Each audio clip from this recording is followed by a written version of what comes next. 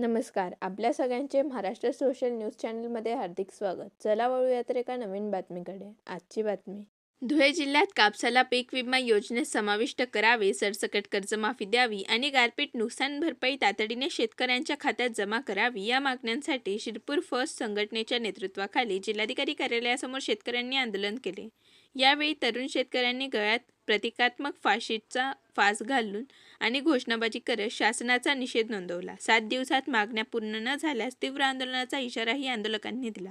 मी हंसराज चौधरी, राहणार शिरपूर.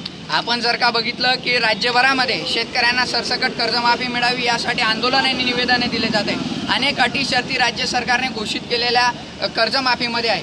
त्यानंतर बघितलं तर धुळे जिल्ह्यात नुकताच PM फसल योजनेअंतर्गत येणारा पीक विमा घोषित करण्यात आला, परंतु जिल्ह्याचं प्रमुख पीक असलेला कापूस याचा पीक विमा अजून देखील खरीपचा 2025च्या हंगामाचा पीक विमा शेतकऱ्यांना मिळालेला नाही. नवीन वर्ष चालू झालं, पेरणी चालू झाली, परंतु अजून देखील शेतकऱ्यांना त्या हक्काचा पीक विमा मिळालेला नाही. वारंवार प्रशासनाला निवेदने देऊन आंदोलने करून देखील काही झालं नाही. म्हणून आज आमच्या वतीने, शेतकऱ्यांच्या वतीने आज या जुलमी प्रशासनावरती आणि जुलमी शासनावरती आसूड ओढण्याचं काम शेतकऱ्यांनी केलेलं आहे. आणि जर का येत्या 7 दिवसामध्ये या धुळे जिल्ह्यातील शेतकऱ्यांचा हक्काचा पीक विमा जर का वेळेवर मिळाला नाही तर या प्रशासनाला शेतकऱ्यांच्या मोठ्या उद्रेकाच्या सामोरे जावं लागेल. बातमी आवडल्यास चॅनलला लाईक व सबस्क्राईब करा व दररोज अशा नवनवीन बातम्या पाहण्यासाठी चॅनलला फॉलो करा. धन्यवाद.